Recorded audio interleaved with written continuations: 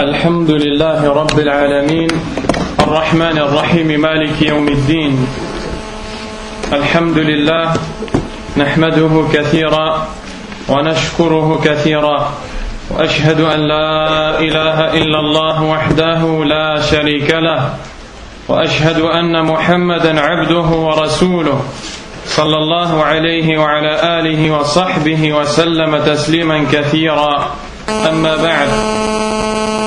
Aujourd'hui, si Allah nous le permet, on entre dans le deuxième cours dans lequel on étudie cette lettre ou cette épître qui a été écrite par un des plus grands savants de l'islam, qui est Muhammad ibn Abdul Wahhab, rahimahullah. On implore Allah de lui accorder l'accès au paradis et d'avoir pitié de lui, ainsi qu'à sa famille. Nous sommes en train de lire un livre qui nous parle de 6 fondements sur lesquels l'islam est basé. Parmi les fondements essentiels sans lesquels l'islam de la personne ne peut être correct, les 6 fondements cités dans ce livre. Et le cheikh qui est l'auteur de ce livre, de cette épître, nous a montré clairement la raison pour laquelle il a écrit ce message, qui n'est autre que le fait que Allah subhanahu wa ta'ala a démontré ses fondements dans le Coran et dans la Sunna d'une clarté telle que la personne douée de raison ne peut dévier de ce chemin et s'égarer. Malgré cela, la plupart des gens n'ont pas compris ces fondements après qu'Allah les ait bien éclairés dans le Coran et démontrés. À cause de cela, ils ont dévié de la voie d'Allah subhanahu wa ta'ala et même provoqué sa colère.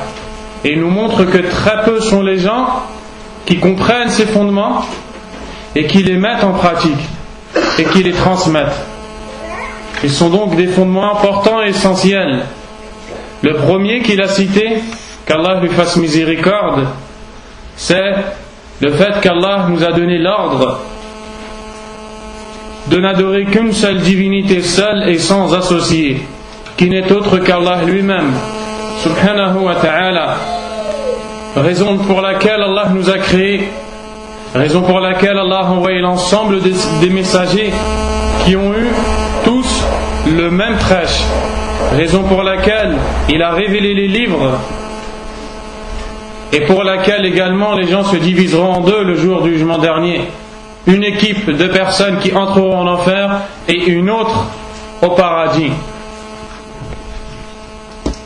Et à travers le cours que nous avons pu donner par la grâce d'Allah hier, on a pu voir qu'Allah subhanahu wa ta'ala nous appelle à ce but pour lequel nous sommes créés, qui est le fait de lui vouer le culte seul et sans associé.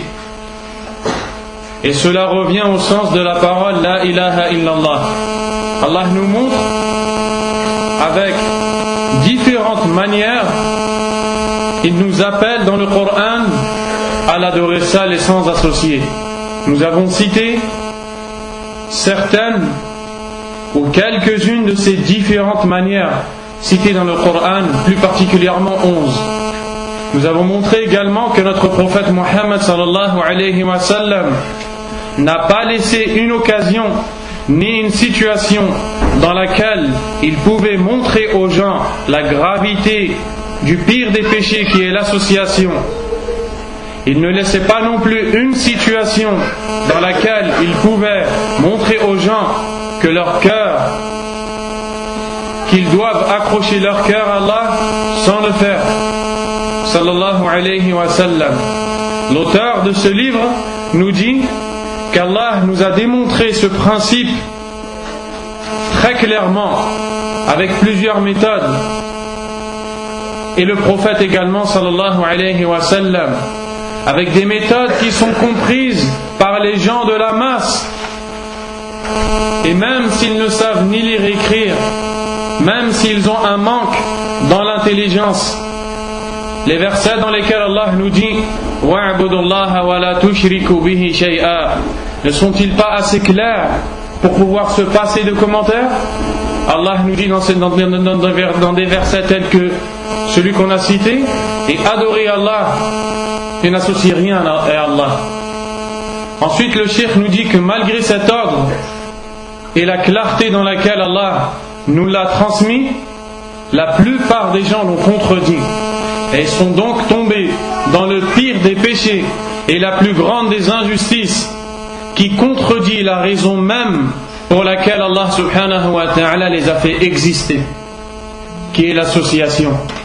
Un homme a interrogé le prophète sallallahu alayhi wa sallam au sujet du pire des péchés, et le prophète Muhammad sallallahu alayhi wa sallam lui répondit: An taj'ala lillahi niddan wa huwa khalaqak, que tu assignes à Allah un égal alors qu'il est celui qui t'a créé, que tu donnes à Allah un égal dans ce que seul Allah a le droit de recevoir, le culte et l'adoration, alors qu'il est ton créateur subhanahu wa ta'ala.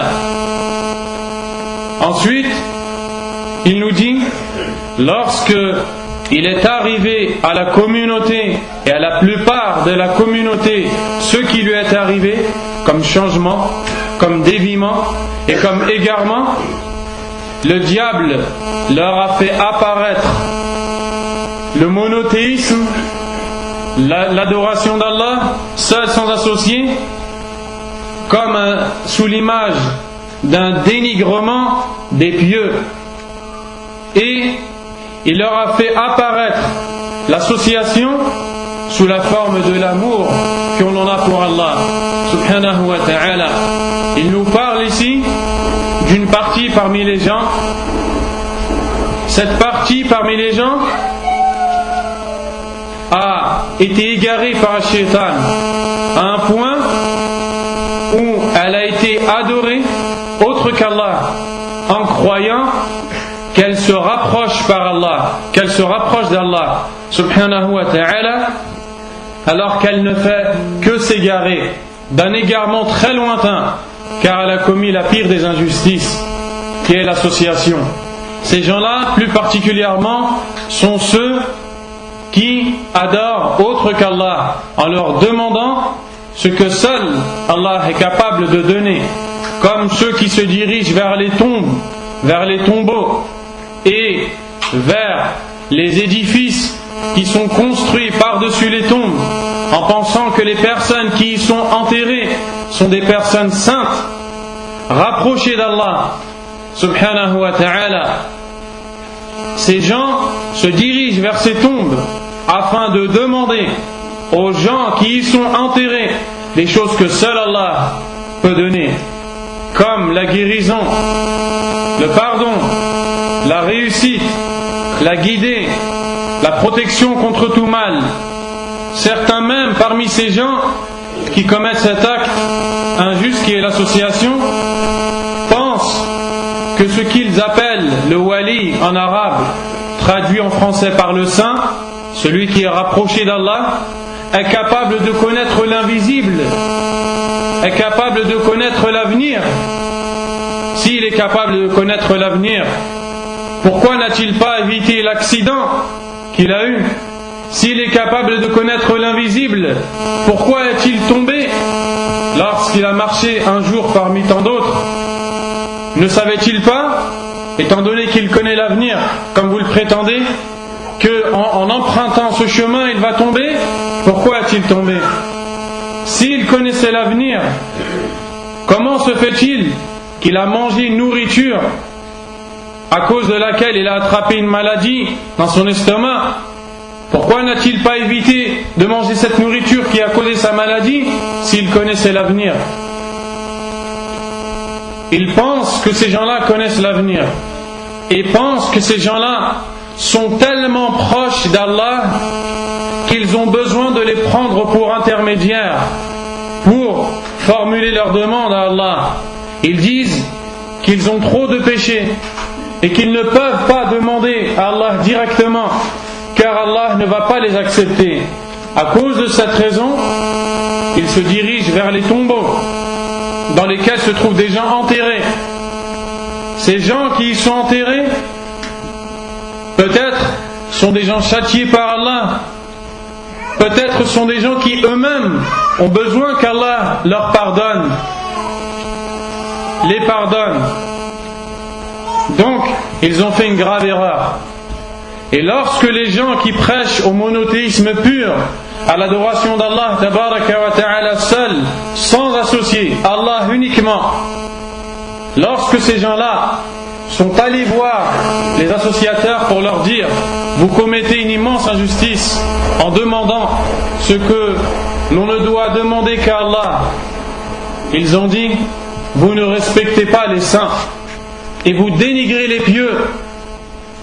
Comment dites-vous une chose pareille qu'on ne peut pas demander aux pieux alors qu'ils sont rapprochés d'Allah, aimés d'Allah? Allah leur a accordé un rang spécifique, un haut rang. Allah les aime. Regardez comment le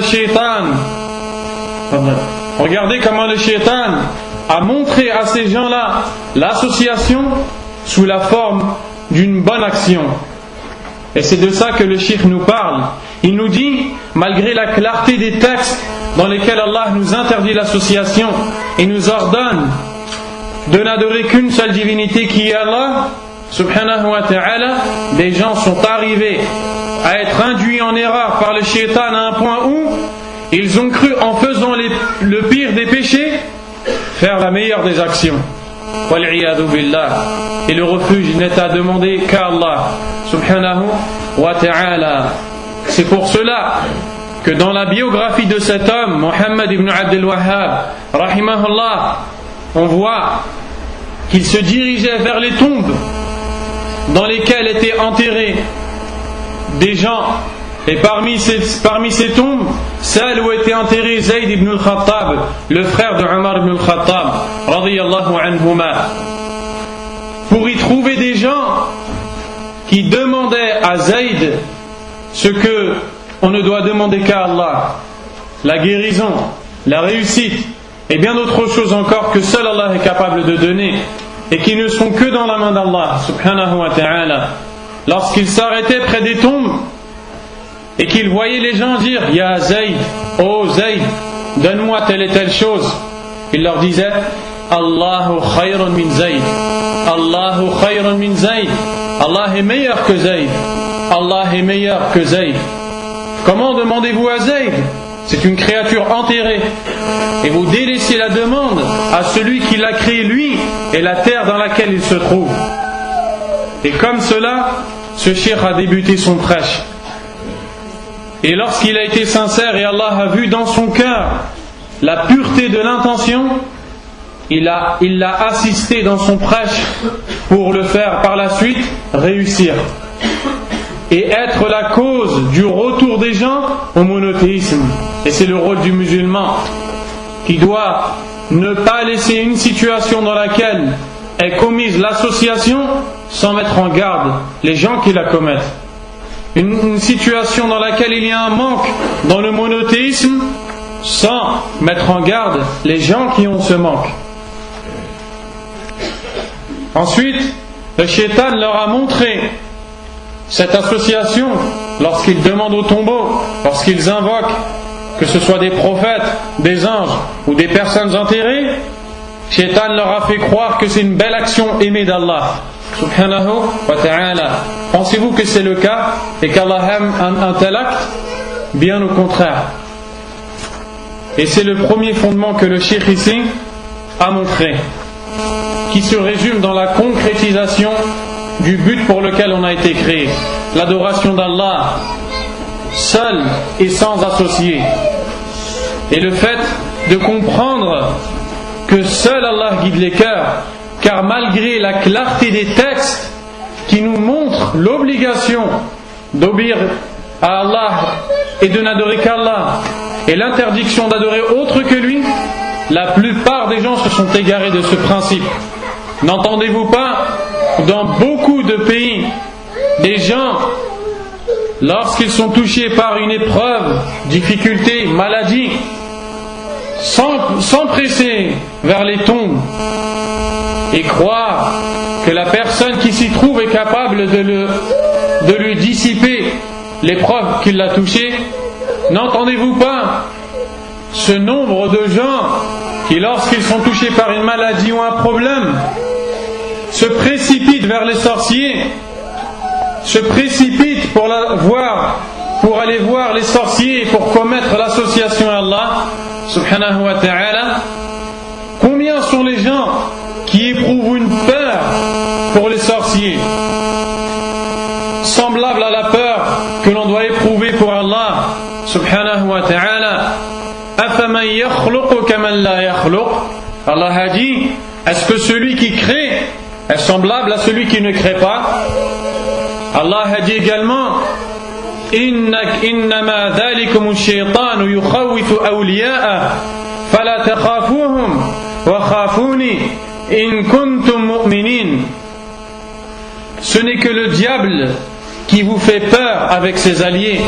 Ne les craignez donc pas, mais craignez-moi si vraiment vous êtes croyants, si vraiment vous avez la foi. La vraie foi demande aux croyants de ne craindre qu'Allah subhanahu wa ta'ala. Alladhi biyadihi malakutu kulli shay, celui dans la main duquel il y a la royauté et la possession de toutes choses. Subhanahu wa ta'ala. قل أفرأيتم الذين تدعون من دون الله إن أرادني الله بضر هل هن كاشفات ضره أو أرادني برحمة هل هن ممسكات رحمته قل حسبي الله عليه يتوكل المتوكلون. Voici la parole d'Allah, le créateur des cieux et de la terre, dans laquelle il nous dit, dis, ô messager d'Allah, dis à ces gens-là, informez-moi au sujet de ces divinités que vous invoquez en dehors d'Allah. Si Allah me voulait quelconque nuisance, serait-il capable de la repousser? Et s'il voulait pour moi une miséricorde, serait-il capable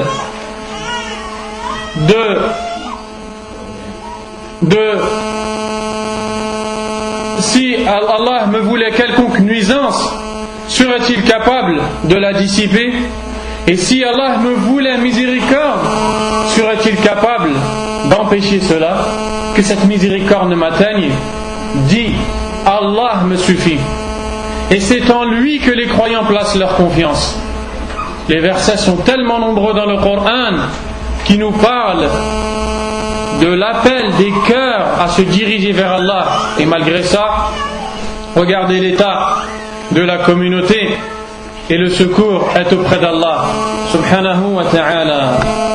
Maintenant, Inch'Allah, nous entrons dans le deuxième fondement, qui est un des fondements essentiels sur lesquels est basée la religion d'Allah subhanahu wa ta'ala, et sans lesquels le musulman est faible dans sa religion. Et je ne dis pas sans lesquels la religion est faible, mais le musulman est faible, car la religion, elle, n'est jamais faible, mais le musulman lui peut faiblir. Le prophète sallallahu alayhi wa sallam a dit, al-islamu ya'lu wa la yu'la alayhi. L'islam est une religion élevée et rien n'est élevé au-dessus d'elle. Le musulman lui peut être rabaissé à cause de ses péchés, mais l'islam n'est en aucun cas rabaissé. Ce deuxième fondement, le cheikh rahimahullah nous dit, أمر الله بالاجتماع في الدين ونهى عن التفرق فيه. Allah a donné l'ordre aux musulmans de s'unir dans la religion et leur a interdit de se diviser dans celle-ci. فبين الله هذا بيانا شافيا تفهمه العوام. Allah nous a démontré ce principe très clairement, de sorte à ce que même les gens de la masse puissent comprendre. وَنَهَانَا أَن نَّكُونَ كَالَّذِينَ تَفَرَّقُوا وَاخْتَلَفُوا قَبْلَنَا فَهَلَكُوا. Et il nous a interdit d'être comme ceux qui se sont divisés puis qui ont divergé. Cela a causé leur perte parmi les gens qui nous ont précédés. وَذَكَرَ أَنَّهُ أَمَرَ الْمُسْلِمِينَ بِالِاجْتِمَاعِ فِي الدِّينِ وَنَهَاهُمْ عَنِ التَّفَرُّقِ فِيهِ. Et Allah a mentionné dans le Coran qu'il a donné l'ordre aux musulmans de s'unir dans la religion. De même, il leur a interdit de se diviser dans celle-ci. وَيَزِيدُهُ وُضُوحًا مَا وَرَدَتْ بِهِ السُّنَّةُ مِنَ الْعَجَبِ الْعُجَبِ فِي ذَلِكَ. Et les textes de la sunna du prophète sallallahu alayhi wa sallam nous montrent ce principe d'une clarté telle que la personne s'en étonne, se demande comment, après une clarté telle que ces textes, une personne peut dévier de cette voie. ثم صار الأمر إلى أن الافتراق في أصول الدين وفروعه هو العلم والفقه في الدين.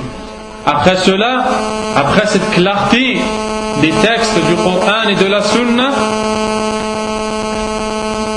les choses ont changé à un point où, pour les gens, la science et la bonne compréhension de la religion est devenue la division et la divergence. وصار الاجتماع في الدين لا يقوله إلا زنديق أو مجنون. الزنديق قال شيخ الإسلام ابن تيمية رحمه الله المنافق. Ensuite il dit, et l'union dans la religion, pour ces gens-là qui se sont égarés, lorsque quelqu'un appelle à l'union dans la religion, c'est comme si qu'il était un hypocrite ou une personne folle, une personne qui a perdu la raison. Et c'est donc le deuxième point, au deuxième fondement qui est cité par l'auteur de cet épître, ou de cette lettre ou de ce livre. Ce point se résume dans l'ordre qu'Allah a donné à l'ensemble des musulmans de s'unir dans la religion, et l'interdiction formelle de se diviser dans la religion. Allah subhanahu wa ta'ala est unique. Parmi ses noms, Al-Wahid Al-Ahad, le seul et l'unique. Cette divinité qui est unique n'a qu'une religion, qui est l'islam. Cet islam, qui est la religion d'Allah, n'a qu'un chemin et n'a qu'une manière d'être pratiqué, qui est la voie du messager d'Allah sallallahu alayhi wa sallam. La voie du messager d'Allah sallallahu alayhi wa sallam n'a qu'une manière d'être comprise: le suivi de ceux qui ont vécu avec lui, ceux qui ont été élus par Allah pour être les élèves du prophète sallallahu alayhi wa sallam, pour l'accompagner dans son prêche et pour voir de leurs yeux la pratique du prophète sallallahu alayhi wa sallam et écouter de leurs oreilles les enseignements du prophète sallallahu alayhi wa sallam. Il nous faut donc maintenant connaître, puisqu'Allah Azza wa Jalla nous a ordonné de s'unir et interdit de se désunir et de se diviser, nous devons absolument connaître quel est le chemin sur lequel Allah nous a ordonné de s'unir. Car beaucoup sont les gens qui prétendent à l'union, beaucoup sont les gens qui prétendent être unis conformément à ce qu'Allah a voulu d'eux, et beaucoup sont ceux qui accusent les gens qui sont dans le droit chemin d'être désunis et donc d'être tombés dans la désobéissance à Allah subhanahu wa ta'ala. Et c'est une question à laquelle nous allons essayer de répondre en se basant sur des textes qui sont les paroles d'Allah subhanahu wa ta'ala et celles du prophète sallallahu alayhi wa sallam. Car la religion d'Allah est tellement importante, il n'y a pas une chose plus grande que celle-ci, il n'y a pas non plus une chose plus importante que la religion d'Allah. Elle est tellement importante qu'on ne peut en aucun cas parler dans celle-ci en se basant sur notre propre opinion ou notre propre point de vue, ou sur nos idées, nos sentiments, nos passions et bien d'autres choses encore qui sont toutes mauvaises. Nous devons nous baser, lorsque nous parlons de la religion d'Allah, sur le Coran et la Sunna. Comment se baser sur autre chose que ces deux voies?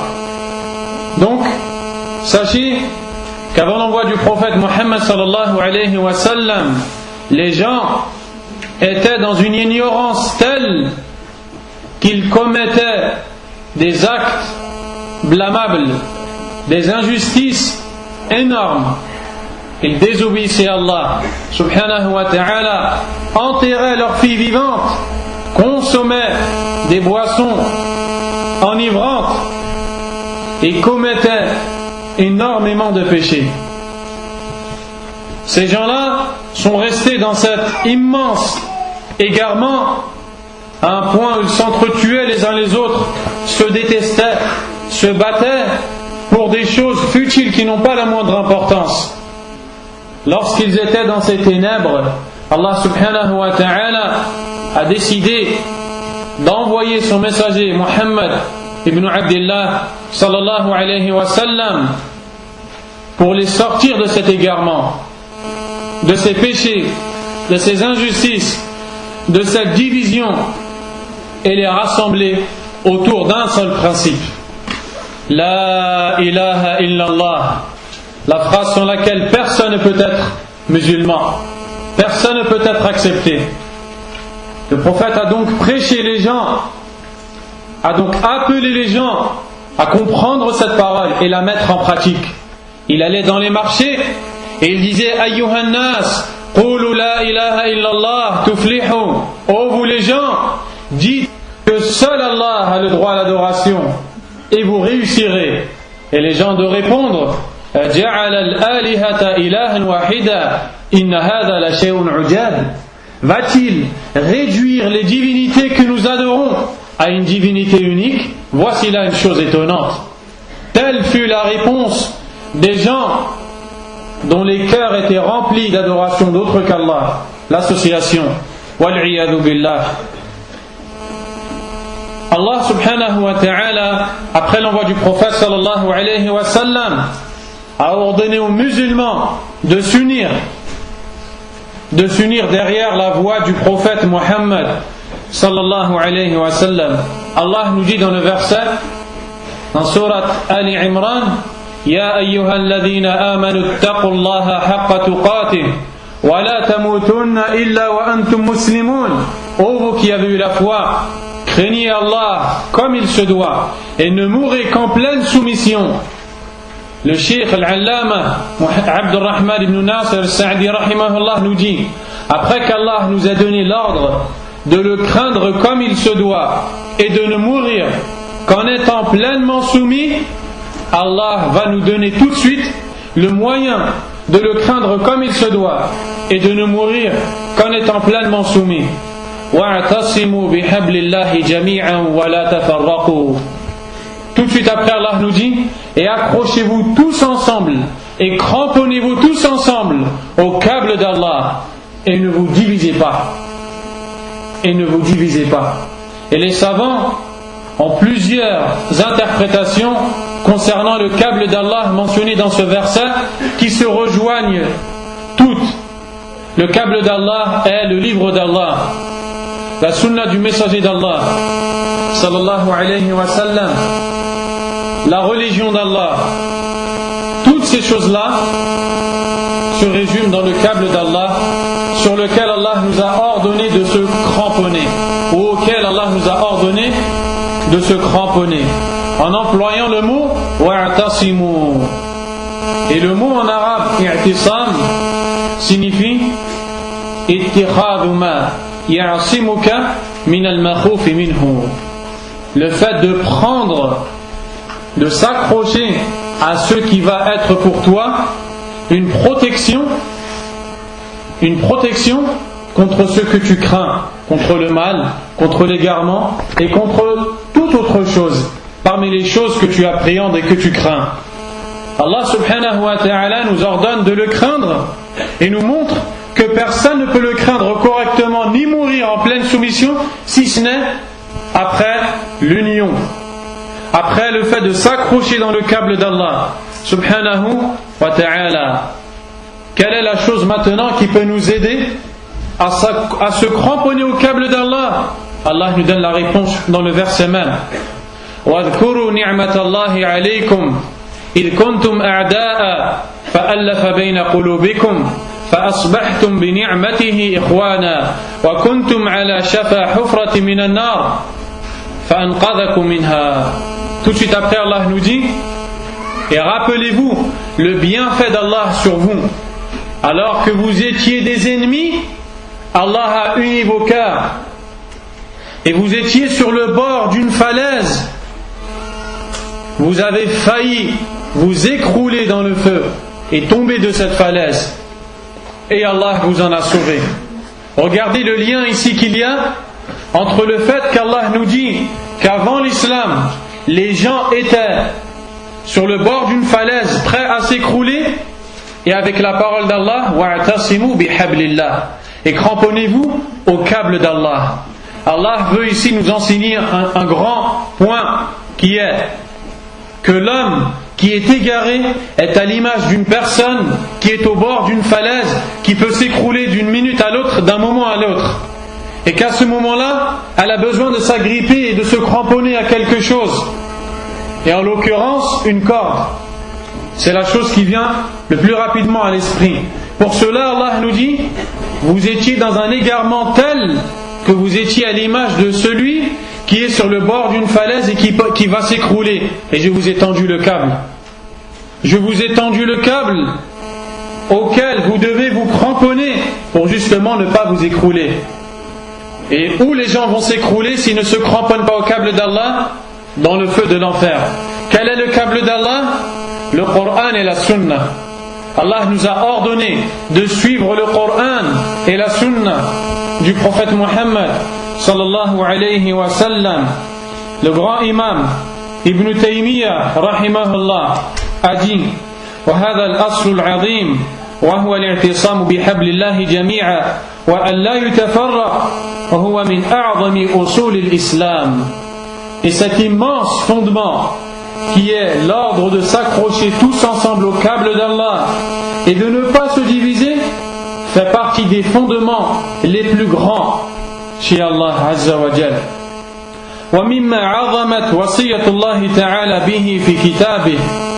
Et parmi les plus grandes choses auxquelles Allah nous a enjoint, ou parmi les plus grandes choses qu'Allah nous a enjoint de faire dans son livre, وَمِمَّا عَظَمَ ذَمُّهُ لِمَنْ تَرَكَهُ مِنْ أَهْلِ الْكِتَابِ وَغَيْرِهِمْ. Et ce fondement fait partie des choses les plus reprochées par Allah et les plus blâmées par Allah lorsqu'elles ont été délaissées par les gens du livre et autres encore. Lorsque les gens ont délaissé le fait de se cramponner au câble d'Allah, ils ont été blâmés par Allah et Allah leur a fait le plus grand reproche. ومما عظمت به وصية النبي صلى الله عليه وسلم في مواطن عامة وخاصة. Également, ce principe fondamental fait partie des plus grandes choses que le prophète messager d'Allah sallallahu alayhi wa sallam nous a enjoint de faire dans diverses situations, générales fussent-elles ou particulières. Dans des situations générales, lorsqu'il se retrouvait en la présence de nombreuses personnes, et également lorsqu'il se trouvait en la présence de gens qui sont plus proches que lui. Le prophète n'a cessé d'appeler à l'union. Ensuite il nous dit: وَأَوَّلُ مَا فَعَلَ النَّبِيُّ صلى الله عليه وسلم المؤاخاة بين المسلمين. Et la première chose que le messager d'Allah sallallahu alayhi wa sallam a faite lorsqu'il est arrivé à Médine après l'émigration, la première chose qu'il a faite, Ibn al-Qayyim rahimahullah nous dit que le voyage du messager d'Allah, l'émigration de la Mecque en direction de Médine, a duré 12 jours. 12 jours de voyage, 12 jours de souffrance. Quelle est la première chose qu'une personne qui a fait un tel voyage pense à faire lorsqu'elle arrive? Se reposer, boire, manger. Le messager d'Allah sallallahu alayhi wa sallam trouve son repos dans l'union, dans la religion d'Allah. Pour cette raison, la première chose qu'il a fait, alayhi salatu wa sallam, il a fait ce qu'on appelle la fraternisation. Il a fraternisé entre les gens de Médine et les gens de la Mecque. Il choisissait une personne parmi celles de la Mecque et une autre parmi celles de Médine pour leur dire, à partir de maintenant, vous êtes frères et vous devez rester ensemble. Également, nous voyons donc dans tous ces textes l'importance de l'union dans la religion d'Allah subhanahu wa ta'ala. Également, Allah subhanahu wa ta'ala dit à son messager sallallahu alayhi wa sallam: شرع لكم من الدين ما وصى به نوحا والذي أوحينا إليك وما وصينا به إبراهيم وعيسى وموسى أن أقيموا الدين ولا تتفرقوا فيه.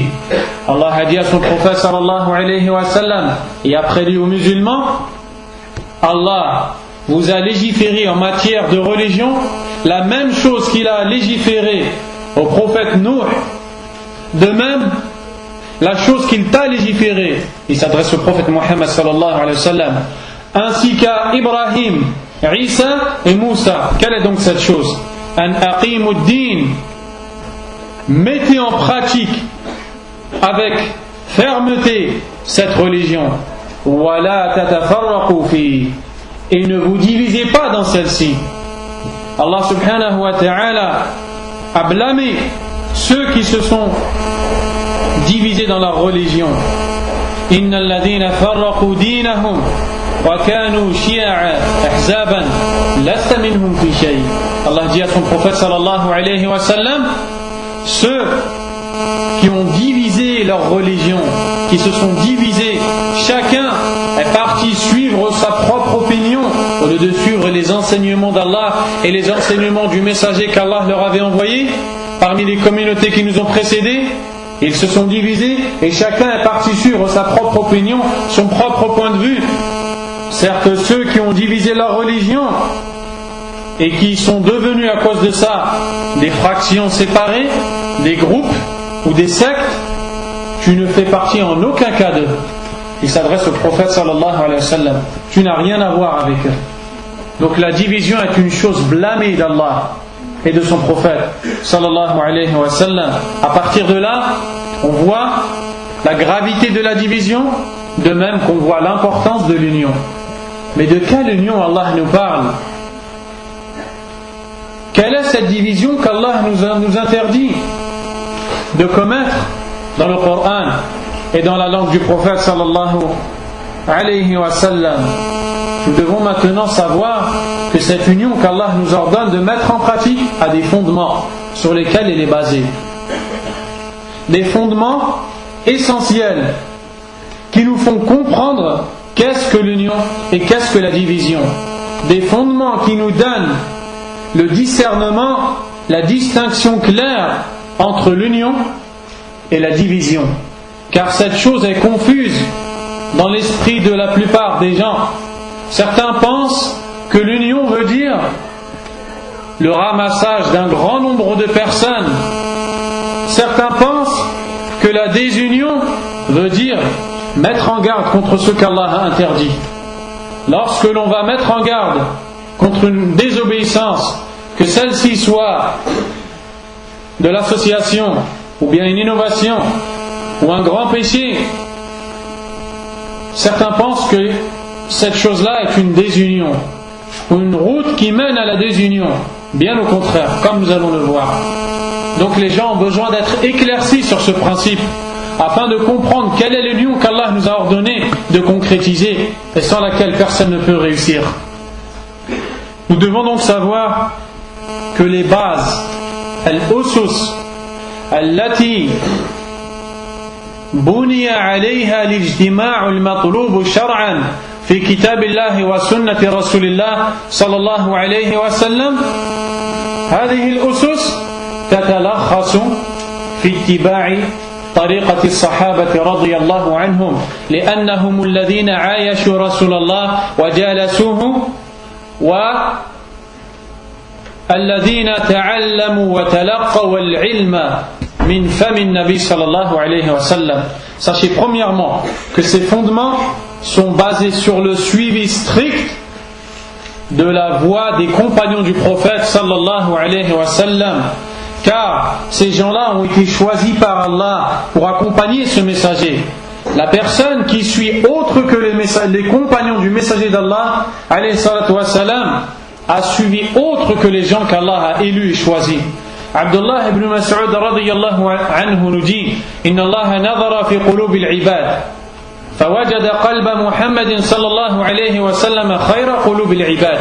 Certes, Allah a regardé les cœurs de ses serviteurs, il a vu que le meilleur des cœurs est celui de Muhammad صلى الله عليه وسلم. ثم نظر في قلوب العباد بعد قلب محمد صلى الله عليه وسلم. Puis il a regardé les cœurs après avoir regardé celui de Muhammad صلى الله عليه وسلم. فوجد خير القلوب قلوب صحابته رضي الله عنهم قلوب أصحابه. Et il a vu que les meilleurs des cœurs sont les cœurs de ses compagnons, qu'Allah les agrée. فجعلهم وزراء نبي يقاتلون على دينه. Et pour cela, il en a fait les ministres de son prophète qui combattent avec lui pour sa religion, qui dépensent des efforts avec lui pour sa religion. Comment suivre une autre personne ou des autres personnes que les compagnons du prophète alayhi salatu wassalam? Sachez également que les fondements que nous allons citer sont les fondements sur lesquels est basée l'union qu'Allah nous a demandé de concrétiser. Premier fondement: celui qui a un stylo et une feuille doit écrire, parce que l'union égale le paradis, la désunion égale l'enfer.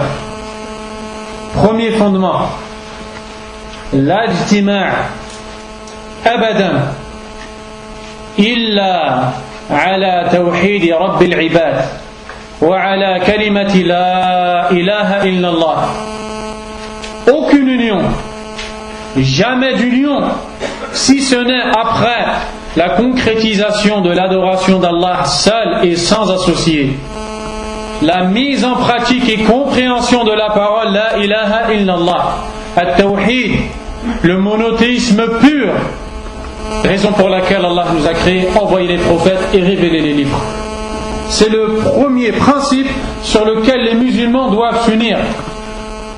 Il n'y a pas d'union lorsque des gens se rassemblent et se divisent dans leurs dogmes et leurs croyances. Certains parmi eux ont pour croyance que les saints, ou ceux qu'ils appellent les pieux, connaissent l'invisible.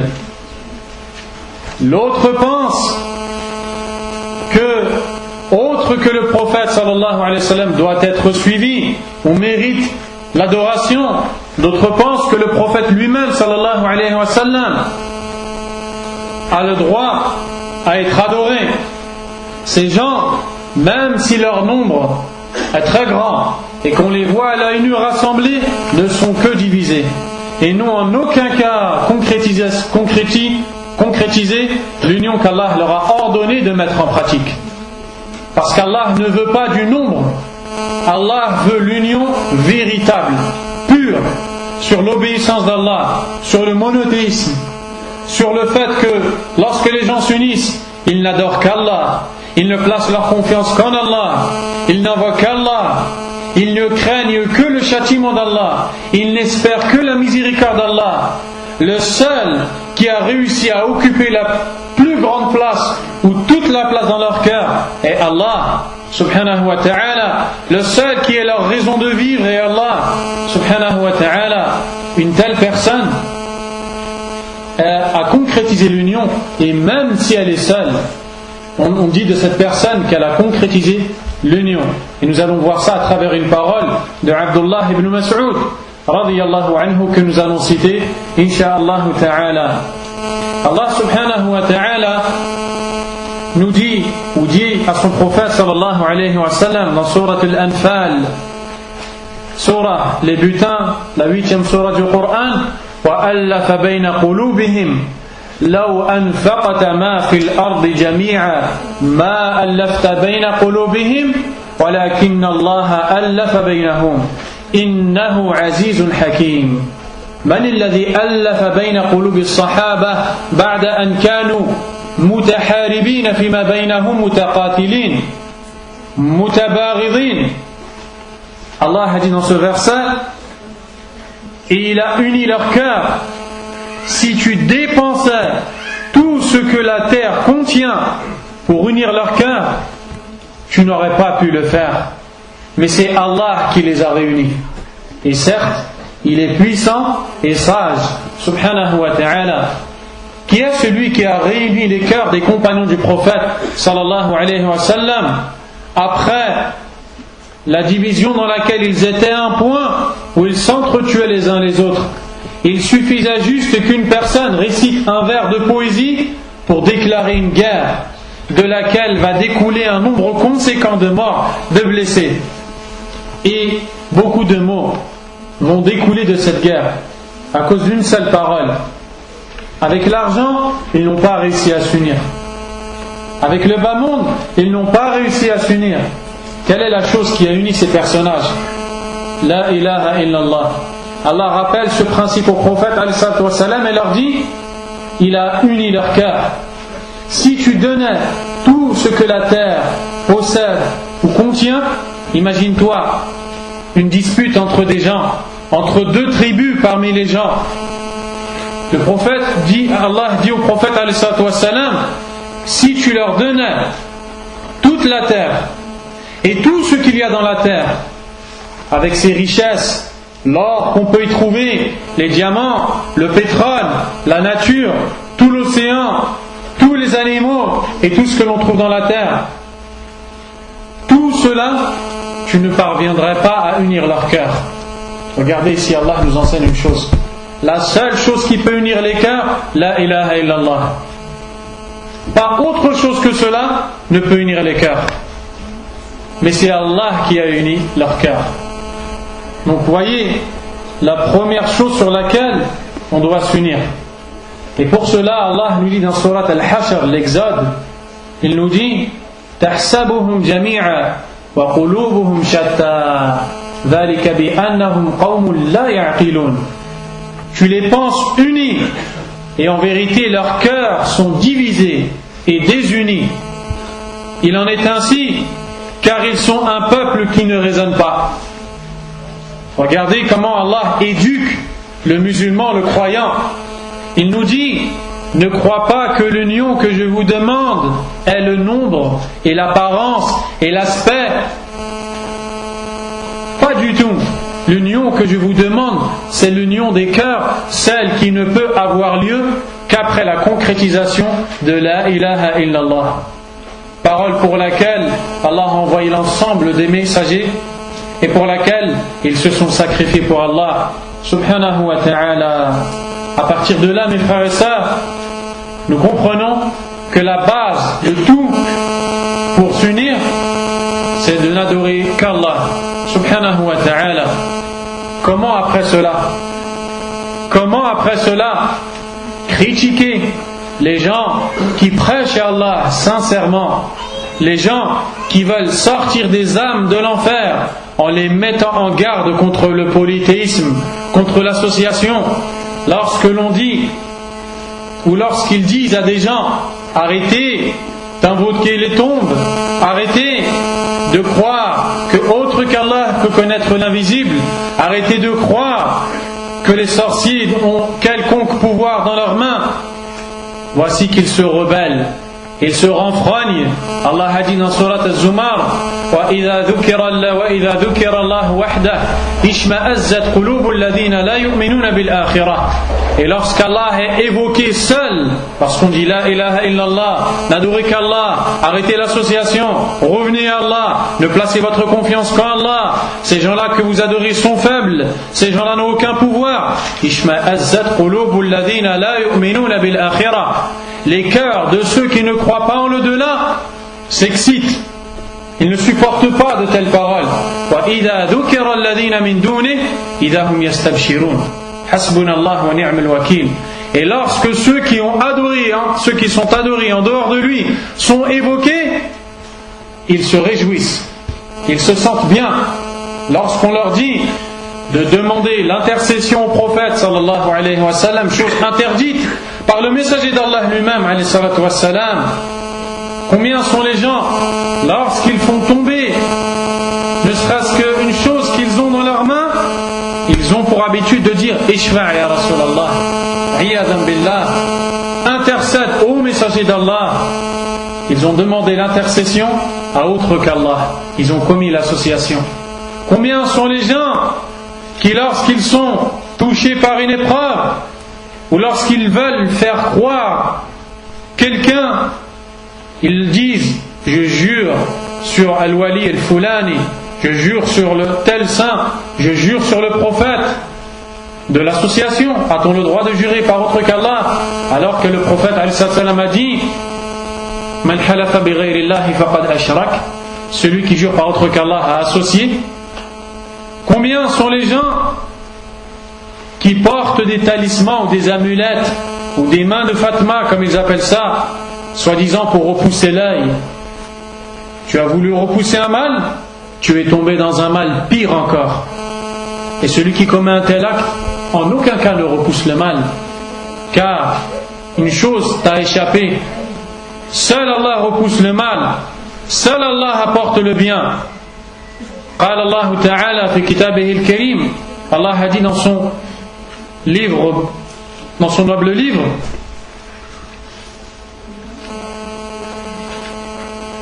ما يفتح الله للناس من رحمة فلا ممسك لها وما يمسك فلا مرسل له من بعده.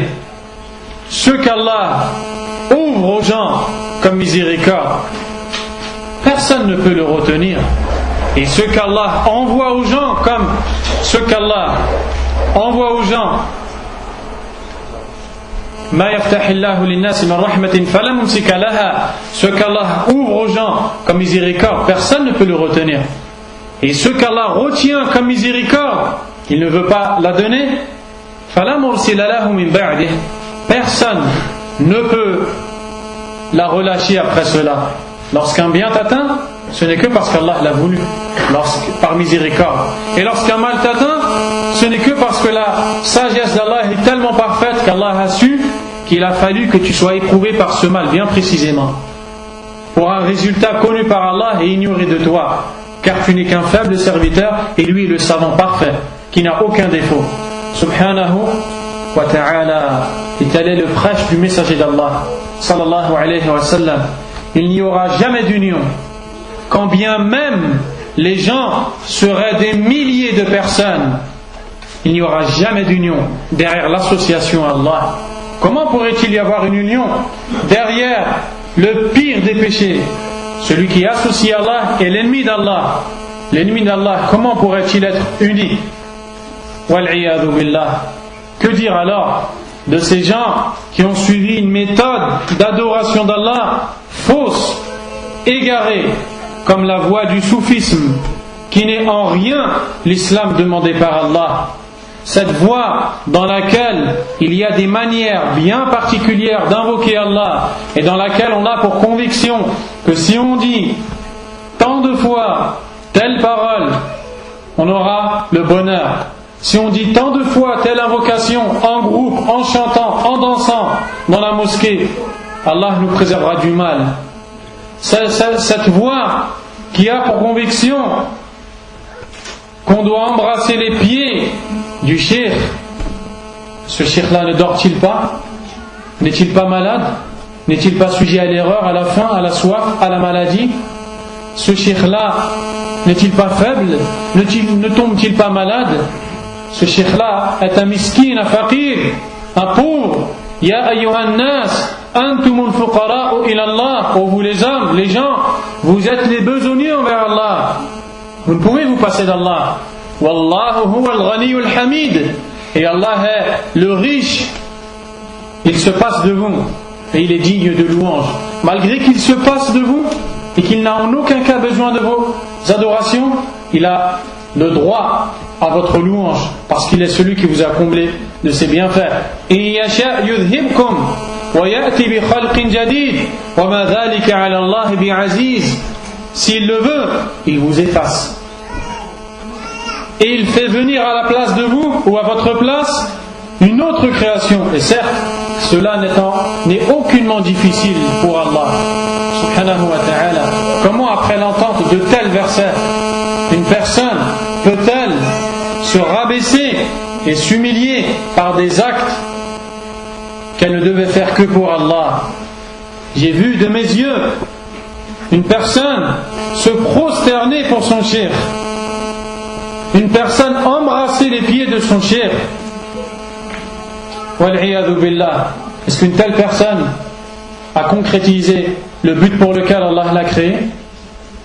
Il y a des gens actuellement qui vont visiter la mosquée de notre prophète Mohammed sallallahu alayhi wa sallam. Nous les voyons lorsqu'ils accomplissent la prière totalement déconcentrés, les yeux qui sont dispersés à gauche et à droite, ici et là. Ils n'ont pas la moindre, ou ils ne reflètent pas de la moindre concentration et dévotion devant le Créateur des cieux et de la terre. Et lorsqu'ils se tiennent debout devant la tombe de notre prophète Mohammed sallallahu alayhi wa sallam, ils sont pris par la plus grande humilité, la plus grande dévotion. Ils en pleurent.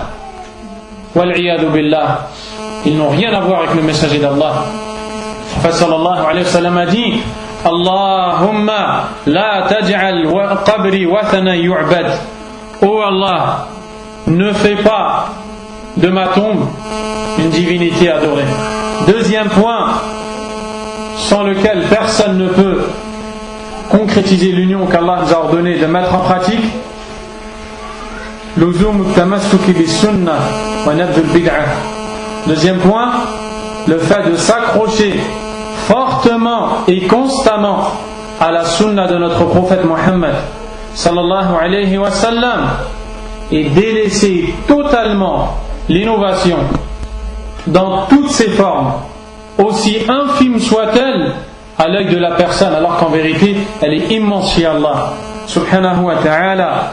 Le messager d'Allah sallallahu alayhi wa sallam nous dit dans un hadith authentique et connu, rapporté par At-Tirmidhi selon Irbad ibn Sariya radiyallahu anhu: فَإِنَّهُ مَنْ يَعِشْ مِنْكُمْ فَسَيَرَى اخْتِلَافًا كَثِيرًا فَعَلَيْكُمْ بِسُنَّتِي وَسُنَّةِ الْخُلَفَاءِ الرَّاشِدِينَ. Certes, celui qui vivra parmi vous verra de nombreuses divergences. C'est une réalité qui sort de la bouche du prophète sallallahu alayhi wa sallam. Les gens n'aiment pas la vérité. Ils disent: ne parle pas de ces textes, ils divisent les gens. Les textes du prophète sallallahu alayhi wa sallam divisent les gens. Et toi tu les unis? Quel égarement! Pour quelle raison le prophète sallallahu alayhi wa sallam nous donne ces textes? Pour nous préserver de la désunion et de l'égarement. Il nous dit: celui qui vivra parmi vous verra de nombreuses divergences, alors qu'il s'accroche à ma sunna, à ma voie et à celle de mes califes bien guidés, Abu Bakr, Omar, Uthman, Ali radiyallahu anhum. Le prophète nous dit que la division est inéluctable, inévitable, et que la personne qui veut fuir la division n'a qu'une façon de le faire. Elle suit la voie des compagnons du prophète sallallahu alayhi wa sallam et elle s'y accroche. Le messager d'Allah sallallahu alayhi wa sallam nous dit dans le hadith que nous rapporte Abu Huraira: Inni tarikun fikum ma in tamassaktum bih lan tadillu ba'di kitab Allah wa sunnati. Il dit à ses compagnons alayhi salatu wa salam: je vais vous laisser après moi une chose, si vous vous y cramponnez, vous vous y accrochez, vous ne vous égarerez pas après moi. Le livre d'Allah et ma sunna. Donc, celui qui innove dans la religion d'Allah, celui qui fait une chose nouvelle sur laquelle il n'y a ni l'ordre d'Allah, ni celui du messager d'Allah sallallahu alayhi wa sallam, Allah ne l'accepte pas. Le prophète sallallahu alayhi wa sallam a dit: Man amila amalan laysa alayhi amruna fahuwa raddun. Rawahu Muslim min hadith Aïcha radiyallahu anha. Celui qui commet un acte sur lequel il n'y a pas notre ordre, celui-ci lui sera rejeté. Peu importe la personne qui commet cet acte, peu importe l'intention de la personne, celui qui innove dans la religion d'Allah, Allah tabaraka wa ta'ala n'acceptera en aucun cas cette innovation, car elle est un péché, une déviation l'obéissance de la voix du messager d'Allah sallallahu alayhi wa sallam. Billahi alaykum ya ikhwan, par Allah mes frères, en tant que musulmans qui cherchons l'agrément d'Allah, quel rôle avons-nous de mettre en garde les musulmans contre une innovation, une voie vers l'égarement, ou de les trahir et de leur dissimuler la vérité, et de ne pas leur dire, sous prétexte que leur dire la vérité va les diviser? Quel rôle a le musulman? D'être honnête vis-à-vis d'Allah avant tout et de ses frères et sœurs, ou bien de leur cacher la vérité et de les laisser innover dans la religion d'Allah? Pensez-vous que lorsque les prêcheurs à la sunna disent que le fait de fêter ou célébrer la naissance du prophète sallallahu alayhi wa sallam est une innovation non acceptée d'Allah, qui provoque la colère d'Allah, pensez-vous qu'ils font ça par plaisir? Pensez-vous qu'ils font ça pour un but autre que la satisfaction d'Allah? Un but autre que l'amour qu'il y a dans leur cœur pour leurs frères? Lorsqu'ils voient leurs frères innover dans la religion d'Allah, il est pris par la pitié pour eux. Il ne veut pas que ses frères s'égarent, il ne veut pas qu'ils entrent en enfer. Alors il leur dit: oh mes frères, je vous aime par Allah, n'innovez pas dans la religion d'Allah subhanahu wa ta'ala. Lorsqu'il dit à ses frères: ne lisez pas le Coran en groupe avec une voix, lorsqu'il dit à ses frères: n'invoquez pas Allah en groupe, pensez-vous que c'est pour s'amuser qu'il fait ça? Quel est l'argent qu'il va avoir? Quelle est la rétribution mondaine qu'il va avoir? Rien. Pourquoi donc fait-il cela? Pour guider leurs frères vers la voie droite, la voie du prophète sallallahu alayhi wa sallam. À partir de cela, tu as l'obligation de suivre la sunna et de délaisser toutes les innovations et de mettre en garde et de ne pas éprouver de honte ou de peur de dire à ton frère qu'il fait une innovation. Comment le délaisser cette mise en garde alors que ça lui cause l'enfer? À partir de là, tu dois connaître comment une personne tombe dans l'innovation. Avec une de 5 choses que nous allons citer, une personne tombe dans l'innovation. Une personne tombe dans l'innovation à cause d'une de ces 5 choses.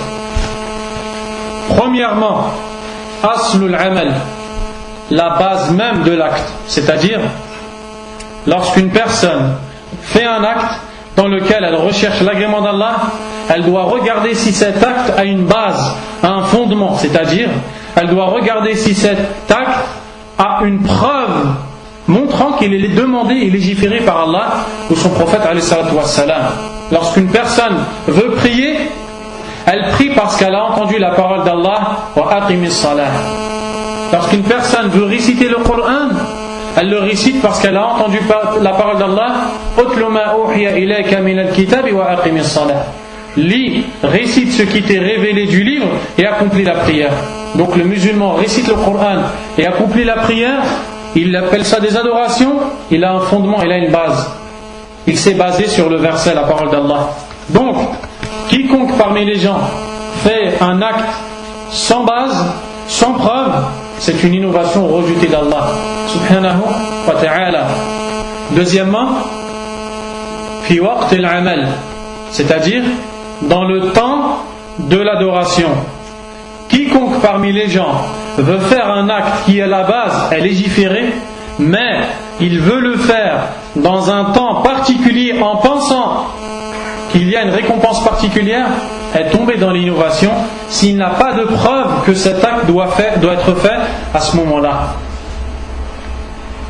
S'il n'a pas de preuve que cet acte doit être fait à ce moment-là, c'est une innovation. Si par exemple quelqu'un pense qu'il est bon d'invoquer Allah ou de lire un verset à une heure précise dans la journée, n'a pas de preuve, il a fait une innovation. Mais il va te répondre: je récite le Coran, ce n'est pas une innovation. Là, et toi, tu devras lui dire à ce moment-là: réciter le Coran n'est pas une innovation. Mais croire qu'il faut le réciter à ce moment-là est une innovation. Troisièmement, fi makan al-amal, dans l'endroit de l'adoration. Lorsque tu veux adorer Allah avec un acte qui à la base est légiféré, mais tu le fais dans un endroit particulier et tu crois que dans cet endroit-là, Allah va te récompenser, tu as innové dans la religion d'Allah. Si tu n'as pas de preuve, le prophète sallallahu alayhi wa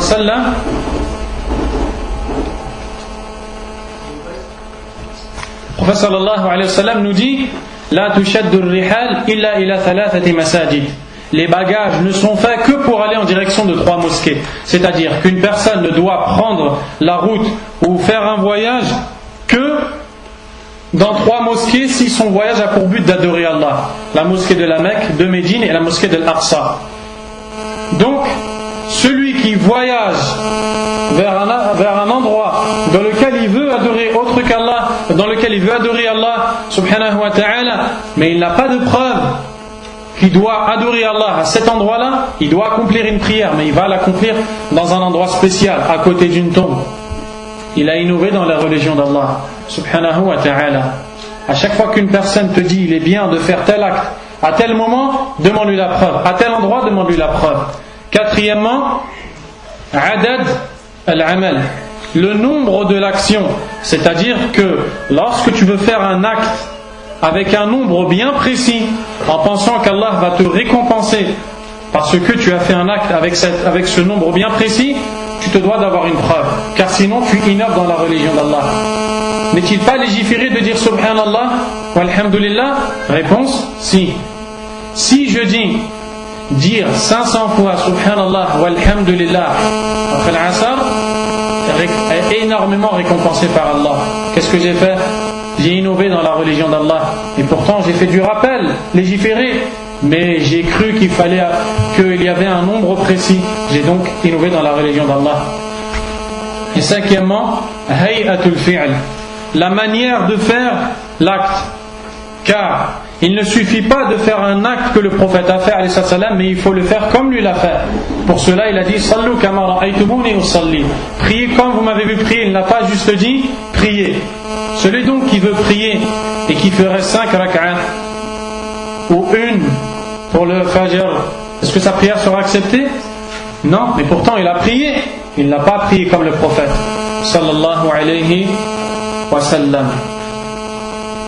Et le 3e point que nous allons citer, et on est dans la fin incha'Allah, luzum fahm as-salaf lin-nusus, le fait de s'accrocher, se cramponner à la compréhension des pieux prédécesseurs des textes coraniques et prophétiques.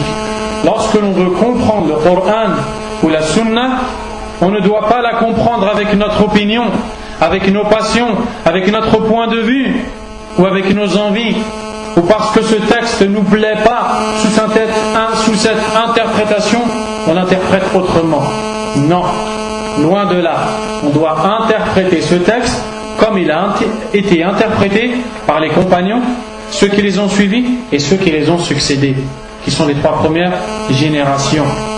Pour cela, le prophète sallallahu alayhi wa sallam a dit wa sunnatil khulafa ar-rashidin, accrochez-vous à ma sunna et celle de mes califes bien guidés. L'imam Shafi'i rahimahullah a dit en parlant des compagnons et des pieux prédécesseurs, hum fawqana fi kulli ilmin wa aqlin wa dinin wa fadl, ils sont au-dessus de nous dans toute science, dans tout raisonnement, dans toute religion et dans tous les mérites. Wa kulli sababin yunalu bihi ilmun aw yudraku bihi huda, et dans chaque cause avec lesquelles on acquiert la science et on atteint la guidée. Donc celui qui veut comprendre les textes avec une autre manière que celle des pieux prédécesseurs, il se sera égaré. Et c'est l'ordre qu'Allah nous a donné de s'unir sur le Coran, la Sunna, sur le Tawhid et la compréhension des pieux prédécesseurs. Et Allah nous a interdit de se diviser. Wallahu a'lam. Wa subhanaka Allahumma wa bihamdik. أشهد أن لا إله إلا أنت أستغفرك وأتوب إليك وعفوا على الإطالة صلى الله وسلم على نبينا محمد.